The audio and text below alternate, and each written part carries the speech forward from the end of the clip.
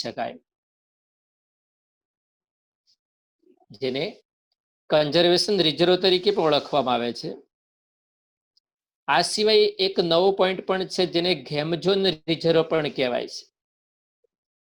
આ 5 મુદ્દાઓમાંથી આપણે આજે શરૂઆતના 3 પહેલા જોઈશું આપણા પાઠ્યક્રમને ધ્યાનમાં રાખીને. સૌથી પહેલો મુદ્દો છે આપણો મિત્રો અભયારણ્ય. કે ભાઈ અભયારણ્ય કોને કહી શકાય? તો અભયારણ્ય, જેને આપણે અંગ્રેજીમાં સ્નેક્ચરી તરીકે ઓળખવામાં આવે, અભયારણ્ય એટલે શું? આમ તો સમગ્ર ભારતમાં જોવા છીએ આંકડાકીય માહિતી લગભગ તો 531 કરતા વધારે છે, અને ગુજરાત રાજ્યમાં જોવા જઈએ તો 24 કરતા વધારે જોવા મળી શકે. અભયારણ્યની અંદર જોવા છીએ તો નીતિ નિયમો કયા પ્રકારના હોય છે? તે એક ચોક્કસ મર્યાદામાં માનવ પ્રવૃત્તિઓને અનુમતિ આપવામાં આવે. તો બીજું ચોક્કસ મર્યાદામાં એટલે અમુક સમયગાળો નક્કી કરવામાં આવે છે, અને એના આધારે ત્યાં માનવીને અમુક આર્થિક પ્રવૃત્તિઓ માટે અથવા તો સંશોધન માટે પ્રવૃત્તિની છૂટ આપવામાં આવતી હોય છે. બીજો પોઈન્ટ છે મિત્રો, સત્તાધિકારી પાસેથી અનુમતિ મેળવ્યા બાદ, એટલે કે ગવર્મેન્ટ જો તમને મંજૂરી આપે તો જ તમે આ વિસ્તારની અંદર પાલતુ પ્રાણીઓને ચરાવવાની છૂટ મેળવી શકો. એટલે જે કઈ જવાબદાર અધિકારીઓ હોય છે એ અધિકારીઓના માર્ગદર્શન હેઠળ એમની મંજૂરી દ્વારા અથવા અનુમતિ દ્વારા તમે આ અભયારણ્યમાં પશુ ચરણની છૂટ મેળવી શકો. એક તમને આ રીતે છૂટ આપી શકે. બીજી વસ્તુ મિત્રો, વન્યજીવ અભયારણ્યની સ્થાપના કોઈ એક વિશેષ પ્રજાતિના સંરક્ષણ માટે કરાતી હોય છે. અહીંયા કોઈ એક પ્રાણીનું સંવર્ધન અને સંરક્ષણને ધ્યાનમાં રાખીને એનું નિર્માણ કાર્ય એ પણ રાજ્ય સરકાર દ્વારા તૈયાર થતું હોય છે. તો એની સ્થાપના રાજ્ય સરકાર દ્વારા જરૂરી પ્રક્રિયા દ્વારા થઈ શકે. આ એક અભયારણ્યની વ્યાખ્યા થઈ. મિત્રો, આમ જોવા જઈએ તો આપણા દેશની અંદર અભયારણ્યની શરૂઆત 1914માં પશ્ચિમ બંગાળમાં એક સેન્ચલ, જે સૌ પ્રથમ અભયારણ્ય તરીકે નિર્માણ પામેલું છે, અને એ દાર્જિલિંગ પશ્ચિમ બંગાળ વિસ્તાર લાગે કે જ્યાં તમને જંગલી બિલાડી જોવા મળતી, ઉડતી ખિસકોલીઓ પણ જોવા મળતી. એવી રીતે આપણા ગુજરાત રાજ્યમાં 1965માં ગીરને પણ એક અભયારણ્ય તરીકે નિર્માણ મળેલું છે, ગીર સોમનાથ વાળું. એ આપણે લઈ શકીએ વધારાના જ્ઞાન તરીકે સમજ માટે. તો મિત્રો, અભયારણ્યની આ એક વિશેષતા આ પ્રમાણે જોવા મળી શકે કે જે આપણે વન વિભાગની દરખાસ્ત હોય એ વિધાનસભામાં રજૂ કરવામાં આવે અને એના દ્વારા એનું અભયારણ્ય નિર્માણ પામવામાં આવે છે. અહીંયા આપણે અભયારણ્યોના ઉલ્લેખની વાત કરીશું તો એક પેરિયાર અભયારણ્ય છે. મિત્રો, તમારા નકશામાં પણ તમે જોઈ શકો છો પેરિયાર અભયારણ્ય. આ પેરિયાર અભયારણ્ય છે કેરળ રાજ્યમાં આવેલું છે. પેરિયાર અભયારણ્ય એ તમને કેરળની અંદર જોવા મળી શકશે. સામાન્ય રીતે તમે જોઈ શકો કે ભાઈ અભયારણ્યની પાછળ કેટલીક વિશેષતાઓ પણ સમાયેલી છે. તે તમને પેરિયારમાં જોવા મળી શકે. ત્યાર પછી આપણે બીજા એક અભયારણ્યની વાત કરીએ, અને એ જે બીજું જે અભયારણ્ય છે એનું નામ છે ચંદ્રપ્રભા. મિત્રો, ઉત્તર પ્રદેશની અંદર તમે જોઈ શકશો કે આ ઉત્તર પ્રદેશ છે, તો અહીંયા તમને ચંદ્રપ્રભા નામનું અભયારણ્ય જોવા મળી શકે. અહીંયા તમને કેરળમાં પેરિયાર અભયારણ્ય હતું, ત્યારબાદ ઉત્તર પ્રદેશમાં વારાણસી પાસે અલ્હાબાદ પ્રયાગરાજ જે કહીએ એ વિસ્તાર બાજુના ભાગમાં ત્યાં તમને પેરિયાર અભયારણ્ય જોવા મળશે. ત્રીજું અભયારણ્ય નામ છે મિત્રો એતુનાગ્રમ. તો એતુનાગ્રમ તમને તેલંગાણા રાજ્યની અંદર જોવા મળશે. આંધ્રપ્રદેશમાંથી છૂટો પડેલું એક રાજ્ય 2014 પછીની વાત છે અને એ છે મિત્રો તેલંગાણા રાજ્ય. અને તેલંગાણા રાજ્યની અંદર એતુનાગ્રમ અભયારણ્ય આવેલું છે. તો એની વાત થઈ એતુનાગ્રમ અભયારણ્ય. આ જાણીતા આપણી પાસે 3 જેટલા અભયારણ્યો છે. મિત્રો એક્ઝામની દ્રષ્ટિએ પણ આ અભયારણ્યો આપણને મહત્વના છે. આ વર્ષે 2020 માર્ચની અંદર આ એતુનાગ્રમ અભયારણ્ય પૂછાઈ ચૂક્યું હતું. તો આવી રીતે અભયારણ્યો કોને કહેવાય કે જ્યાં માનવ પ્રવૃત્તિને છૂટ આપવામાં આવે, સરકારી અધિકારીઓની મંજૂરી હેઠળ અને કોઈ એક જ પ્રાણીના સંરક્ષણ કે સંવર્ધન માટે એનું નિર્માણ થતું હોય છે. ત્યારબાદ આપણે બીજા એક ક્ષેત્રની વાત કરીએ. મિત્રો બીજું ક્ષેત્ર આપણું કયું છે? તો બીજું ક્ષેત્ર આપણું આવશે અને છે રાષ્ટ્રીય ઉદ્યાન. કે ભાઈ રાષ્ટ્રીય ઉદ્યાન કોને કહી શકાય? મિત્રો રાષ્ટ્રીય ઉદ્યાનની વિશેષતા શું છે? રાષ્ટ્રીય ઉદ્યાન આપણા દેશની અંદર જોવા જઈએ તો શરૂઆત જે રાષ્ટ્રીય અભયારણ્યની જે છે, ઉદ્યાનોની જે વાત કરીએ કે ભાઈ અભયારણ્યની તુલનામાં આ છે વધારે સંરક્ષિત હોય છે. આમ તો સમગ્ર ભારતની અંદર જોવા જઈશું તો અંદાજિત તમને 103 જેટલા રાષ્ટ્રીય ઉદ્યાનો જોવા મળે છે.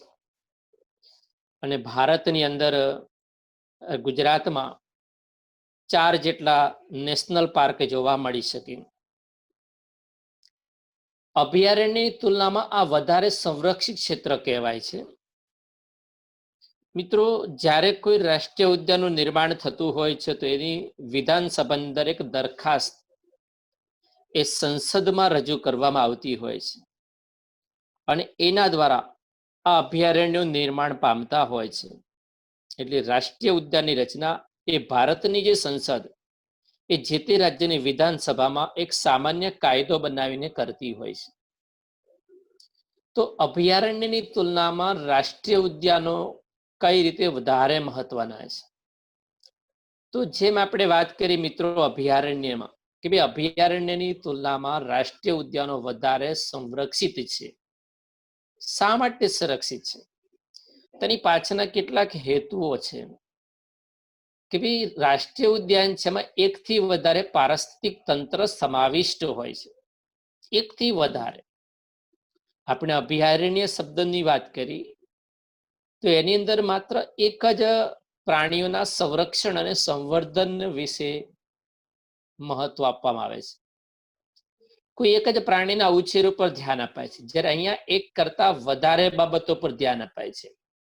એટલે કે પ્રાણીઓની સાથે સાથે પક્ષીઓની બાબતમાં પણ ધ્યાન દેવામાં આવતું હોય છે. એટલે એકથી વધારે પારિસ્થિતિક તંત્ર સમાવિષ્ટ હોય. ત્રીજો પોઈન્ટ છે મિત્રો પાલતુ પશુને ચરાવવા પર સંપૂર્ણ પ્રતિબંધ હોય છે. તમે જો પાલતુ પશુઓ પર સંપૂર્ણ પ્રતિબંધ તમને જોવા મળી શકશે. તો આજે અભયારણ્યમાં તમે જોયું ને કે અભયારણ્યમાં કેટલીક બાબતોની જે છૂટ આપવાની વાત થઈ એની સરખામણીમાં તમે જે રાષ્ટ્રીય ઉદ્યાનોને તમે જોઈ શકો છો કે ભાઈ એ જે રાષ્ટ્રીય ઉદ્યાનો છે એમાં એવી કોઈ જ છૂટ આપવામાં આવતી નથી. જ્યારે અહીંયા તમને એ પ્રકારની છૂટ આપવામાં આવે છે. ક્યાં? રાષ્ટ્રીય ઉદ્યાનમાં. રાષ્ટ્રીય ઉદ્યાનમાં છૂટ આપવામાં આવે છે, અરે અભયારણ્યમાં છૂટ આપવામાં આવે છે પણ રાષ્ટ્રીય ઉદ્યાનમાં આપવામાં આવતી નથી. શહેરી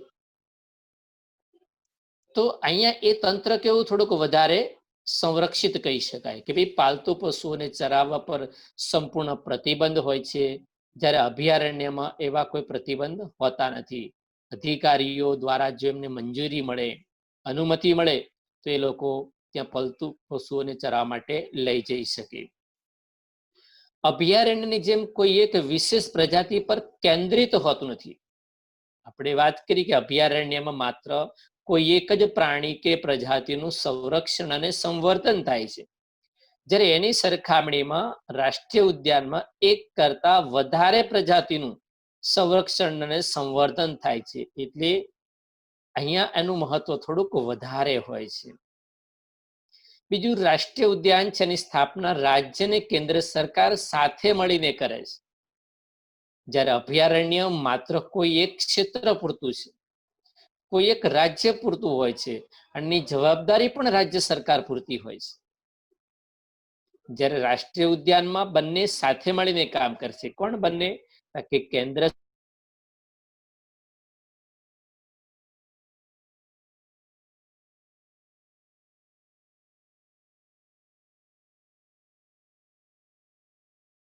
સરકાર અને રાજ્ય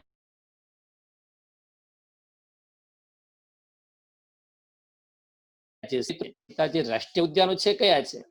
તો એક તમને કાજીરંગા જોવા મળશે. મિત્રો, અસમની અંદર આવેલું છે કાજીરંગા રાષ્ટ્રીય ઉદ્યાન, કે જ્યાં સૌથી વધારે તમને એક શિંગડાવાળા ઘેંડા જોવા મળી શકે.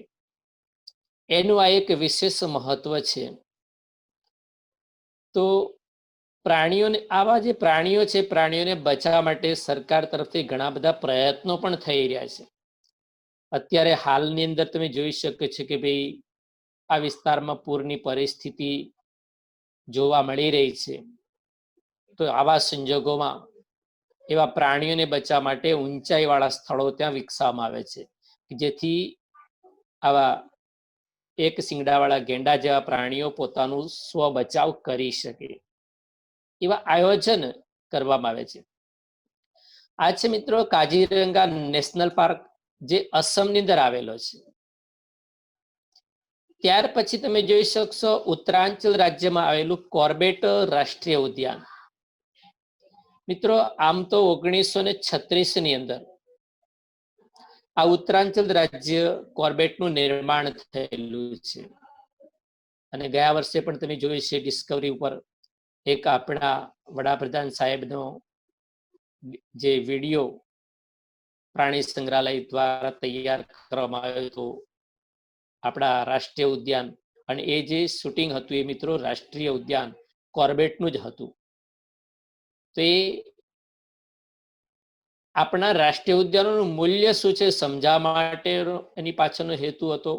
એક પ્રવાસન ઉદ્યોગને ડેવલપ કરવા પાછળનો હેતુ હોય. તો એ ઉત્તરાંચલ રાજ્યમાં આવેલું કોર્બેટ અભયારણ્ય હતું. ત્યાર પછી મિત્રો તમે જોઈ શકો છો કે આપણે ત્યાં ગુજરાતની અંદર વેરાવદર છે, એ આપણા ભાવનગરની અંદર આવશે.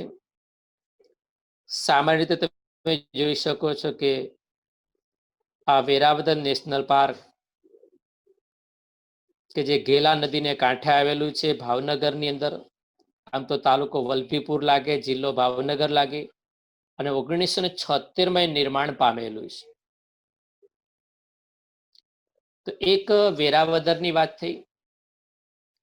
ત્યાર પછી મિત્રો આવશે દરિયાઈ રાષ્ટ્રીય ઉદ્યાન. કેટલીક વખત દરિયાઈના જે જીવો છે એને બચાવવા માટે પણ સરકાર તરફથી આવા રાષ્ટ્રીય ઉદ્યાનોનું નિર્માણ કરવામાં આવતું હોય છે. તો એ દરિયાઈ રાષ્ટ્રીય ઉદ્યાનો.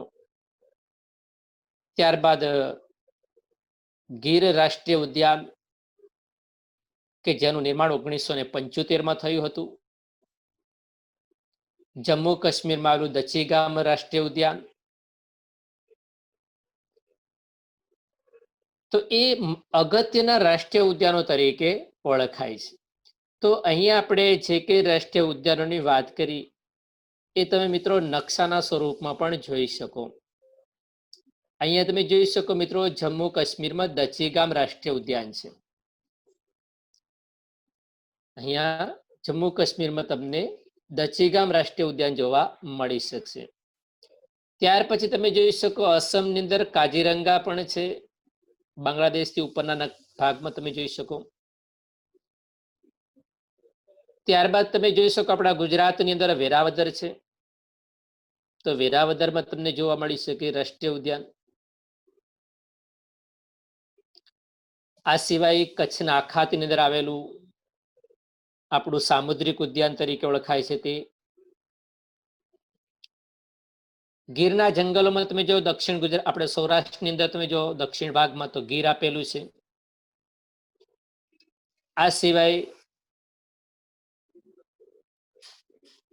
વેરાવદરની વાત થઈ, ઉત્તરાંચલ રાજ્યમાં કોર્બેટ અભયારણ્યની વાત કરીએ આપણે, તો એ બધા જાણીતા અભયારણ્યો છે જે રાષ્ટ્રીય ઉદ્યાનો તરીકે ઓળખાય છે. આ છે મિત્રો રાષ્ટ્રીય ઉદ્યાનની પરિભાષા. ત્યાર પછી મિત્રો આપણે વાત કરીએ છીએ જૈવ આરક્ષિત ક્ષેત્ર. જૈવ આરક્ષિત ક્ષેત્ર કોને કહેવામાં આવશે? જૈવ આરક્ષિત ક્ષેત્ર કોને કહેવાય? જેને બાયોસ્ફિયર રિઝર્વ તરીકે કહેવામાં આવે છે. આમ તો મિત્રો જૈવ આરક્ષિત ક્ષેત્રનું જે નિર્માણ છે 1973 થી યુનેસ્કો દ્વારા અમલમાં આવેલું છે, અને આના જે માપદંડ જે છે એ આંતરરાષ્ટ્રીય સ્તરે નક્કી થતા હોય છે. તો 1973 થી યુનેસ્કો દ્વારા ભારતમાં 18 જેટલા જૈવ આરક્ષિત ક્ષેત્રો બાયોસ્ફિયર રિઝર્વ તૈયાર થયેલા છે, જેમાંથી યુનેસ્કોએ માત્ર 9ને જ મંજૂરી આપેલી છે. આપણે ગણતરીમાં પાઠ્યક્રમ પ્રમાણે આપણે 18નો સમાવેશ કરેલો છે. તો સૌથી આગળનો પોઈન્ટ આપણે જોઈ રહ્યા છીએ છે મિત્રો જૈવ આરક્ષિત ક્ષેત્ર બાયોસ્ફિયર રિઝર્વ. કે આ બાયોસ્ફિયર રિઝર્વ છે એની રચના કે ભાઈ આંતરરાષ્ટ્રીય માપદંડોના આધારે નક્કી થતી હોય છે. મિત્રો જે તે ક્ષેત્રની પ્રાકૃતિક અને સાંસ્કૃતિક વિવિધતા નું સંરક્ષણ કરવાનો હેતુ એમાં રહેલો હોય છે. જે તે ક્ષેત્રની પ્રાકૃતિક અને સાંસ્કૃતિક વિવિધતાઓનું સંરક્ષણ કરવાનો હેતુ એમાં રહેલો હોય છે. હવે તમે જો અભયારણ્યનો આપણે અભ્યાસ કર્યો, રાષ્ટ્રીય ઉદ્યાનોની વાત કરી, અને ત્યાર પછી જે પોઈન્ટ છે આપણો જૈવ આરક્ષિત ક્ષેત્રનો છે જેને બાયોસ્ફિયર રિઝર્વ કહે, આનું મહત્વ કેટલું છે, આ કઈ રીતે નીતિ નિયમોના આધારે કામ કરે છે? તો મિત્રો સામાન્ય રીતે આપણે જોઈએ કે ભાઈ બાયોસ્ફિયર રિઝર્વ છે એ આંતરરાષ્ટ્રીય માપદંડોના આધારે કામ કરતું હોય છે, અને જે તે ક્ષેત્રની પ્રાકૃતિક અને સાંસ્કૃતિક વિવિધતાનું સંરક્ષણ કરવાનો હેતુ એમાં રહેલો હોય છે. તો અભયારણ્યમાં આપણે જોયું હતું કે ભાઈ કોઈ એક જ પ્રાણીના સંરક્ષણ અને સંવર્ધન માટેનો ઉપયોગ થાય છે. કોઈ એક જ પ્રાણીના સંરક્ષણ અને સંવર્ધન માટેનો ઉપયોગ થાય છે. રાષ્ટ્રીય ઉદ્યાનોમાં આપણે વાત કરી કે અહીંયા એક કરતા વધારે, એટલે કોઈ પ્રાણીઓની સાથે પક્ષીઓનું પણ સંરક્ષણ અને સંવર્ધન માટેનો ઉપયોગ થાય છે. જ્યારે બાયોસ્ફિયર રિઝર્વ છે એની અંદર પ્રાણીઓ અને પક્ષીઓ તો ખરા જ, સાથે સાથે વનસ્પતિ, જીવજંતુઓ અને જમીન ઉપરાંત એ વિસ્તારમાં રહેતી જે માનવ સમુદાય જે છે એની જીવનશૈલીનું પણ સંરક્ષણ કરવામાં આવે છે. એટલે જૈવ આરક્ષિત ક્ષેત્રમાં પ્રકૃતિ સાથે જોડાયેલી તમામ વસ્તુઓનું સંરક્ષણ અને સંવર્ધન હેતુ એનું નિર્માણ કરવામાં આવતું હોય છે. આ રીતે આ ક્ષેત્રમાં થતી બધી જ વનસ્પતિ, જીવજંતુઓ, જમીન ઉપર વસતી માનવ વસ્તી એ જે વિસ્તારમાં આવતી હોય તે, એટલે કે જે બાયોસ્ફિયર રિઝર્વ તરીકે જાહેર કરેલું હોય એ ક્ષેત્રમાં આવતી માનવ વસ્તી, એની સંસ્કૃતિ, કલ્ચરને પણ ધ્યાનમાં લેવાય છે. આ ઉપરાંત જૈવ વિવિધ્ય બાબતે સંશોધન અને પ્રશિક્ષણ માટેની ખાસ સવલતો બી કરી શકાય.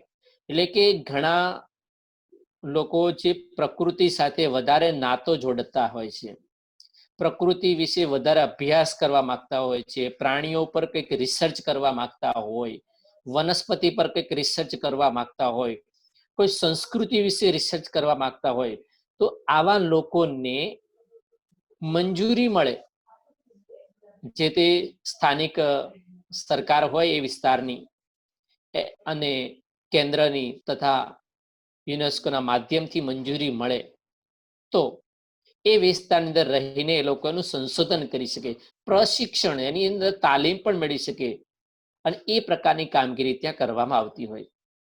તો આ પ્રકારે જે ઘોષિત વિસ્તારો છે ત્યાં તમામ પ્રકારની બહારની માનવીય ગતિવિધિ સંપૂર્ણપણે પ્રતિબંધિત હોય છે. મિત્રો, આ ક્ષેત્રનો સરેરાશ વિસ્તાર અંદાજિત 5000 ચોરસ કિલોમીટરથી હોય છે. જે આરક્ષિત ક્ષેત્રનો જે સ્ક્વેર ફૂટ એરિયા જે છે એ 5000 ચોરસ કિલોમીટર કરતા વધારે હોય છે. તો અભયારણ્યની સરખામણીમાં રાષ્ટ્રીય ઉદ્યાનો વધારે સુરક્ષિત, રાષ્ટ્રીય ઉદ્યાનોની સરખામણીમાં બાયોસ્ફિયર રિઝર્વ એટલે કે જે આરક્ષિત ક્ષેત્રોને વધારે સુરક્ષિત માનવામાં આવે છે અને આ પ્રકૃતિ, પક્ષીઓ, વનસ્પતિ તથા માનવ વસ્તી એ વિસ્તારની હોય એની સંસ્કૃતિનું પણ સંરક્ષણ કરવામાં આવતું હોય છે. એટલે અહીંયા થોડીક વધારે કામગીરી આવતી હોય છે, જવાબદારીઓ પણ આવતી હોય અને ઇન્ટરનેશનલ માપદંડોના આધારે એનું કામ થતું હોય છે. તો આવી રીતે મિત્રો અહીંયા જે આરક્ષિત ક્ષેત્રની વાત કરીશ. મિત્રો, આ ક્ષેત્રની અંદર આવેલા કેટલાક જાણીતા સ્થળોની વાત કરીશ તો સૌથી પહેલા છે નીલગિરી. મિત્રો, નીલગિરી જે અભયારણ્ય છે આપણે બાયોસ્ફિયર રિઝર્વ છે. આમ તો આ નીલગિરી જે બાયોસ્ફિયર રિઝર્વ છે એ ખાસ કરીને જોવા જઈએ તો ભારતના નકશાની અંદર તમને આ નીલગિરી જે બાયોસ્ફિયર રિઝર્વ છે, નીલગિરી જે બાયોસ્ફિયર રિઝર્વ છે એ તમને ખાસ કરીને આ વિસ્તારમાં જોવા મળી શકશે. એટલે અહીંયા મેં જે તમને ટપકું બતાવ્યું એ વિસ્તારમાં તમને બાયોસ્ફિયર રિઝર્વ તરીકે જોવા મળી શકે. મિત્રો, આ નીલગિરી પર્વત જે આવેલો છે, અન્નામલાઈની જે ટેકરીઓ કહેવાય છે, પશ્ચિમ ઘાટનો એક છેડો જોવા મળે, નીલગિરી પર્વત છે, તમિલનાડુનો કેટલોક ભાગ લાગુ પડે, પછી કર્ણાટક રાજ્યનો કેટલોક ભાગ લાગુ પડે અને કેરળ. આ ત્રણેય રાજ્યોની જે સંયુક્ત જમીન છે ત્યાં નિર્માણ પામેલું છે. 1986 ની અંદર આ જે આરક્ષિત ક્ષેત્ર તૈયાર કરવામાં આવ્યું હતું, જેને 2000ની સાલમાં યુનેસ્કોએ મંજૂરી આપેલી છે. મિત્રો, આ રીતે આ એક બાયોસ્ફિયર રિઝર્વ તરીકે જાણીતું આપણું નીલગિરી ક્ષેત્ર છે, જેને યુનેસ્કો દ્વારા મંજૂરી મળેલી હતી. ત્યાર પછી આપણે બીજા એક વાત કરી રહ્યા છીએ અને બીજું જે આપણું બાયોસ્ફિયર રિઝર્વ છે અને એ છે મિત્રો મન્નારની ખાડી. હવે આ જે મન્નારની જે ખાડી છે ને મિત્રો, તમે ભારતના નકશામાં જોશો ને તો આપણી મન્નારની ખાડી એટલે ભારત અને શ્રીલંકાની વચ્ચેનો જે ભાગ છે, આ જે વિસ્તાર જે છે અહીંયા તમને મન્નારનો જે અખાત કહેવાય છે. 1989 ની અંદર 1989માં આ મન્નારની ખાડીનો જે વિસ્તાર છે એને બાયોસ્ફિયર રિઝર્વ તરીકે તૈયાર કરવામાં આવેલો છે. આમ તો તમિલનાડુનો જે વિસ્તાર છે ત્યાંથી લગભગ 30 કિલોમીટરના વિસ્તારમાં આ નિર્માણ પામેલો છે. 1989 આવશે મન્નારની ખાડીવાળો વિસ્તાર. ત્યાર પછી મિત્રો આપણે વાત કરીશું ગ્રેટ નિકોબાર. બાયોસ્ફિયર રિઝર્વ તરીકે જેનું નામ છે એ છે મિત્રો ગ્રેટ નિકોબાર. તો ભારતના નકશામાં તમે જોઈ શકો છો આ આપણું ગ્રેટ નિકોબાર તરીકે આવેલો ટાપુ. આ આંદામાન નિકોબારનો જે ટાપુ છે ત્યાં તમને જોવા મળશે આપણું બાયોસ્ફિયર રિઝર્વ. એટલે આ રીતે બાયોસ્ફિયર રિઝર્વ તરીકે આ આપણું આંદામાન નિકોબાર છે ત્યાં તમને જોવા મળી શકે છે. 1989માં મિત્રો, આમ તો આંદામાન નિકોબારનો જે ટાપુ છે એ આંદામાન નિકોબાર ટાપુ એક હિમાલયની જે પર્વતમાળા કહેવાય છે આપણી, એ હિમાલયની પર્વતમાળા છે કે અસમ તરફ જાય, અસમથી આપણે અરુણાચલ પ્રદેશ તરફ જાય, મેઘાલય, મણિપુર, મિઝોરમ થઈ અને છેક આંદામાન નિકોબારના ટાપુઓ સુધી જોવા મળે. જે આરાકાનિયોમા નામની પર્વતમાળા છે એનો જ એક ભાગ છે, પણ એ ભાગ સમુદ્રની અંદર ડૂબી ગયેલો છે કેટલો, અને કેટલોક ટાપુ તમને અત્યારે જોવા મળી રહ્યો છે. તો એ આપણો આંદામાન નિકોબારનો ટાપુ છે. અને એ આંદામાન નિકોબારની અંદર પણ તમે જો આંદામાન અને નિકોબારના અલગ ભાગ પડે છે મિત્રો. તમે જોશો તો એ નીચેનો જે ભાગ છે ને એ ગ્રેટ નિકોબાર તરીકે ઓળખાય છે. તે આંદામાન અને નિકોબારમાં જે ગ્રેટ નિકોબાર છે એ વિસ્તારને પણ આપણે બાયોસ્ફિયર રિઝર્વ તરીકે ઓળખવામાં આવે છે. તો આ એક બાબત એની સાથે જોડાયેલી છે બાયોસ્ફિયર રિઝર્વ તરીકેની. ત્યાર પછી તમે જોઈ શકશો મિત્રો સુંદરવન. પશ્ચિમ બંગાળની અંદર જે સુંદરવનનો જે વિસ્તાર છે, ભારતના નકશામાં તમે જોશો તો પશ્ચિમ બંગાળ તરફનો જે સુંદરવનનો જે વિસ્તાર છે ત્યાં તમને બાયોસ્ફિયર રિઝર્વ જોવા મળે. એનું નિર્માણ પણ 1982માં થયું હતું. ત્યારબાદ મધ્યપ્રદેશની અંદર આવશે પંચમટી, જ્યાં તમારે નકશામાં જોશો તો કાન્હા છે ને એના નીચેના ભાગમાં પંચમટી આવે છે. એટલે અહીંયા એટલે પંચમટી, પણ ધ્યાન રાખજો મધ્યપ્રદેશમાં લાગશે, એટલે મધ્યપ્રદેશમાં પંચમટી જોવા મળશે. તો આવી રીતે આપણે ત્યાં જે બાયોસ્ફિયર રિઝર્વ છે એ બાયોસ્ફિયર રિઝર્વ તરીકે એક નીલગિરીની વાત કરી, જે 1986માં નિર્માણ પામી હતી. ત્યારબાદ 1989માં મનારની ખાડી તરફનો બાયોસ્ફિયર રિઝર્વ, 1989માં ગ્રેટ નિકોબાર જે આંદામાન નિકોબારની અંદર આવેલું છે, અને પશ્ચિમ બંગાળમાં જે ગંગા નદીનો મુખ્ય ત્રિકોણ પ્રદેશ કહેવાય સુંદરવન, ત્યાં 1989માં સુંદરવન કહેવાય. એ જ રીતે મધ્યપ્રદેશમાં પંચમઢી પણ બાયોસ્ફિયર રિઝર્વ તરીકે ઓળખવામાં આવે છે. આવી રીતે મિત્રો આપણે જે જોઈ રહ્યા છીએ આપણા બાયોસ્ફિયર રિઝર્વ, એક આંકડાકીય માહિતીના આધારે આપણે જોઈ રહ્યા છીએ. ભાઈ ગુજરાતની અંદર તમે જોશો તો ભાઈ કચ્છનું જે રણ છે એ કચ્છના રણની પણ વિશિષ્ટ પરિસ્થિતિ અને સંરક્ષણ 2008ની સાલમાં એને જૈવ આરક્ષિત ક્ષેત્ર તરીકે ઓળખવામાં આવ્યું છે. મિત્રો કચ્છની અંદર જે તમને જોવા મળી રહ્યા છે બાયોસ્ફિયર રિઝર્વ, એની પાછળનું એક મોટું કારણ છે, કારણ કે અહીંયા તમે જુઓ તો પરવાના કેટલાક ટાપુઓ તમને જોવા મળી શકે. હવે એ જે પરવાળાના જે ટાપુઓ છે એને કારણે એ વિસ્તારની અંદર એનું સંરક્ષણ કરવામાં આવતું હોય છે. તો બાયોસ્ફિયર રિઝર્વ પરવાળાના ટાપુ કહેવાય. આમ તો આંદામાન નિકોબારમાં તમે જો પરવાળાના ટાપુઓ પણ આવેલા છે, જે એક મોટે ભાગે ખંડીય છાજલી કહી શકાય. અને સામાન્ય રીતે આ પરવાળાના જે ટાપુઓ છે, મન્નારની ખાડી છે, આંદામાન નિકોબાર છે, લક્ષદ્વીપ છે, આવા પરવાળાઓની એક વસાહત જોવા મળી શકે. અને મિત્રો એ ખરાબાની જૈવ વિવિધતા તરીકે પણ જાણીતા ગણવામાં આવી શકે છે. જેમ ઓસ્ટ્રેલિયાની અંદર જોવા તો ઓસ્ટ્રેલિયામાં એક આખી સ્પેશિયલ એક ગ્રેટ બેરિયર રીફ પરવાળાના ટાપુ તરીકે જાણીતી ટાપુમાળા છે.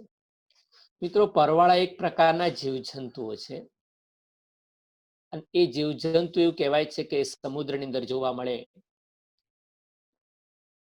અને એ સમુદ્રની અંદર એક જીવ મૃત્યુ પામે એટલે એના ઉપર બીજો જીવ વસે, બીજો જીવ મૃત્યુ પામે એટલે એના પર ત્રીજો, અને પછી એક આખરે એક પ્રકારનો એક ખડક જેવો વિસ્તાર તૈયાર થાય. એને મિત્રો પરવાળાના ટાપુ કહેવામાં આવે છે. અને પરવાળાના ટાપુઓમાં તમને ઘણી બધી માછલીઓની પણ વિવિધ જાતિઓ જોવા મળી શકશે. તો કચ્છના રણની અંદર પણ તમને આ પરવાળાના ટાપુ તરીકે જોવા મળી શકશે. ત્યાર પછી મિત્રો આપણે વાત કર્યા છે કે ભાઈ આપણે ત્યાં જે જાણીતી આંકડાકીય માહિતીના આધારે જોઈએ તો ભારતમાં ગુજરાતમાં જૈવ આરક્ષિત ક્ષેત્રોની સંખ્યા કેટલી છે, તો ભારતની અંદર 18 જેટલા જૈવ આરક્ષિત ક્ષેત્રો છે, અને ગુજરાતની અંદર એક જ જૈવ આરક્ષિત ક્ષેત્ર જે આપણે કચ્છનું રણ કહીએ, આપણે નેશનલ મરીન સામુદ્રિક ઉદ્યાન કહેવામાં છે, જે કચ્છના અખાતમાં આવેલું છે તે. બીજું આપણે રાષ્ટ્રીય ઉદ્યાનોની વાત કરીએ તો રાષ્ટ્રીય ઉદ્યાનોની સંખ્યા 103 જેટલી છે, અને ગુજરાતમાં જોવા જઈએ તો તમને 4 જેટલી જોવા મળી શકશે. અભયારણ્યની વાત કરીએ તો અભયારણ્યની સંખ્યા આપણે ત્યાં 531 છે, અને ગુજરાત રાજ્યમાં 23 જેટલી જોવા મળશે. તો આ રીતે અહીંયા આપણે જે વાત કરી એ મિત્રો આપણા જે કઈ જે આરક્ષિત ક્ષેત્રો હતા, રાષ્ટ્રીય ઉદ્યાનો હતા, અભયારણ્યો હતા, એનો ઉલ્લેખ કરવામાં આવે છે. વિકાસની જે પ્રક્રિયા છે ને અનિવાર્ય છે. તો આપણો અહીંયા એક સવાલ જે છે ને મિત્રો અહીંયા ક્લિયર થાય છે. તમને રાષ્ટ્રીય ઉદ્યાનની વાત કરી હતી, જે આરક્ષિત ક્ષેત્રની વાત કરી હતી અને અભયારણ્યની વાત કરી. આ ત્રણ સવાલો છે તફાવતના રૂપમાં પણ મદદરૂપ થાય છે. તો એ બાબત ઉપર આપણે ધ્યાન આપીશું કે ભાઈ કયા કયા સવાલ આપણને તફાવતના રૂપમાં કામ લાગી રહ્યા છે. કે ભાઈ અભયારણ્ય અને રાષ્ટ્રીય ઉદ્યાનો આ બંને વચ્ચેનો તફાવત સમજાવો. અથવા એવો પણ સવાલ પૂછશે કે ભાઈ રાષ્ટ્રીય ઉદ્યાનો અને જૈવ આરક્ષિત ક્ષેત્ર વચ્ચેનો તફાવત સમજાવો. તો આ બધા જ સવાલો પર આપણે થોડુંક મહત્વપૂર્ણ ધ્યાન આપીશું કે જેથી આપણને એક્ઝામમાં થોડીક વધારે સરળ બને. બધા વચ્ચે ડિફરન્ટ શું છે આપણે સમજવાનું છે. કે અભયારણ્ય હોય તો રાજ્ય સરકાર દ્વારા નિર્માણ પામે, રાષ્ટ્રીય ઉદ્યાન હોય તો રાજ્ય અને કેન્દ્ર સાથે મળીને કામ કરે, અને જૈવ આરક્ષિત ક્ષેત્ર હોય